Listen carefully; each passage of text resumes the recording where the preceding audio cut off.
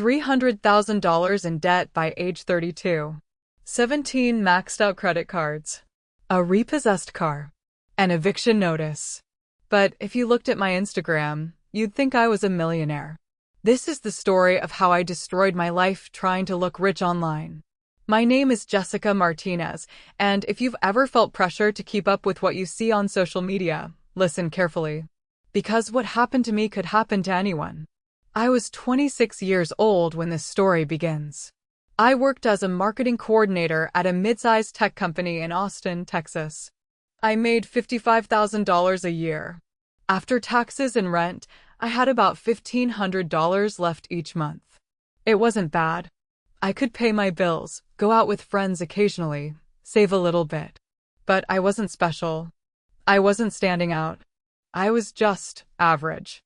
And I hated being average. I'd scroll through Instagram every night before bed. Models in Bali. Entrepreneurs in Dubai. Influencers showing off their penthouse apartments and designer wardrobes. And I'd think, why not me? What do they have that I don't? I wanted that life so badly I could taste it. It started small. I bought a designer handbag. A real one. A Louis Vuitton Neverfull. $2,100. I put it on my credit card. My rational brain said, you can't afford this. You'll be paying this off for months. But my ego said, you deserve this. You work hard. Everyone else has nice things. Why shouldn't you? So I bought it. And the moment I posted it on Instagram, something changed. The likes came flooding in.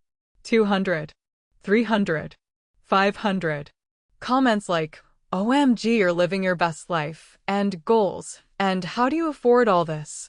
For the first time in my life, I felt seen. I felt important. And I wanted more. Within 6 months, I'd bought 4 more designer bags. A Gucci belt. A pair of Louboutin heels I wore once. A Chanel wallet I couldn't even fit my cards into because it was so small. My credit card balance went from $2,000 to $12,000.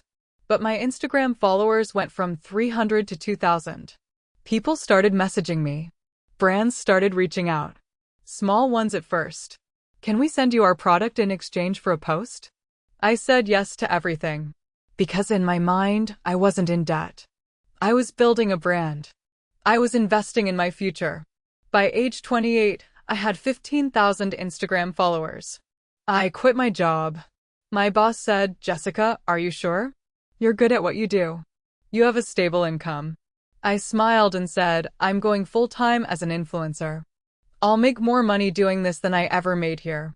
That was a lie. I was making maybe $800 a month from brand deals. Barely enough to cover my rent. But I couldn't admit that. Not to my boss. Not to my family. Not even to myself. Because admitting I was failing meant admitting I wasn't special. And I'd spent 2 years building an image of success. I couldn't let it crumble now. So I doubled down. I started traveling. Miami. New York. Los Angeles. Las Vegas. Every trip, I'd post pictures at expensive restaurants, luxury hotels, rooftop bars with skyline views. But here's what I didn't show. I was staying in the cheapest Airbnbs I could find. Sometimes I'd book a luxury hotel for one night just to take photos in the lobby, then check out and sleep somewhere else. I'd go to expensive restaurants, order 1 appetizer and water, take 50 photos, then leave and eat fast food in my car. I'd rent designer clothes and return them the next day. I was living a completely fake life. And it was costing me everything. By age 30, my credit card debt was $80,000. I had 11 credit cards. All maxed out. My minimum payments were $4,000 a month. I was making maybe $2,000 a month from Instagram. I couldn't pay rent. I couldn't pay my car payment. I couldn't even buy groceries without using a credit card. But I kept posting. Just booked my next trip to Tulum. Can't wait. Treated myself to this Hermes bracelet. You only live once. Brunch at the best spot in town. Living my dream life. Every post was a lie. But I couldn't stop. Because stopping meant admitting I'd failed. And I'd rather drown in debt than admit that. Then I made my first big mistake. I discovered something called a balance transfer credit card. The idea is simple. You transfer your high-interest debt to a new card with 0% interest for 12 months. It sounds like a lifeline, but it's a trap. Because here's what happens. You transfer the debt, you feel relieved, and then you keep spending on the old cards. Within 6 months, I had $20,000 in new debt on top of the $80,000 I'd transferred. My total debt was now $100,000. And I still couldn't stop. By age 31, I started lying to my family. My mom would call and ask, "Jessica, are you okay? You seem stressed." I'd say, "I'm fine, Mom. Business is great. I'm busier than ever." Meanwhile, I was 3 months behind on rent. My landlord was threatening to evict me. My car had been repossessed because I hadn't made a payment in 4 months. I was sleeping on a friend's couch, telling her I was between apartments by choice because I wanted something nicer. But at night, I'd lie awake staring at the ceiling, my heart pounding, my stomach in knots, thinking, how did I get here? Then I made my second big mistake. I took out a personal loan.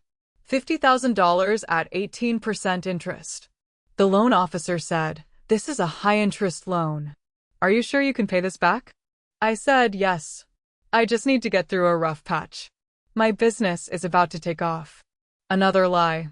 I used $20,000 to pay off some credit cards. I used the other $30,000 to keep up my lifestyle. New York Fashion Week. A luxury resort in Cabo. A rented Lamborghini for a photo shoot.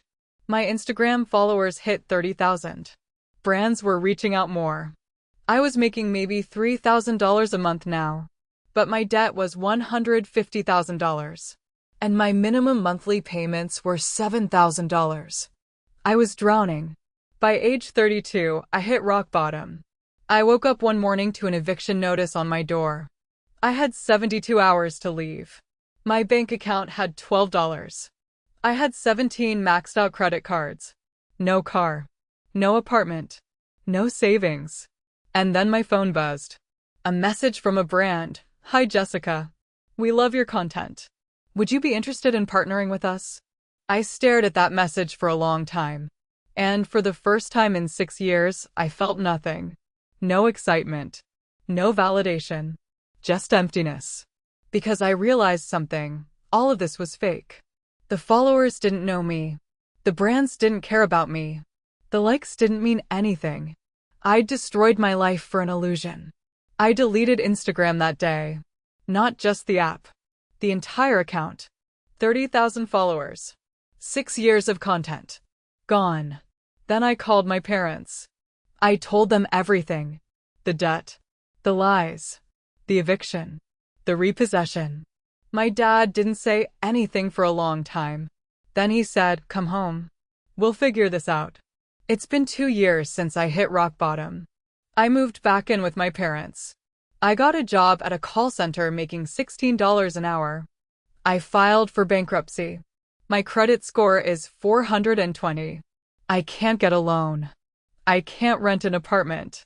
I can't even get approved for a basic credit card. But I'm not in debt anymore. And for the first time in 6 years, I can sleep at night. I've learned 3 lessons I wish I knew before I started. Lesson 1. Social media is not real life.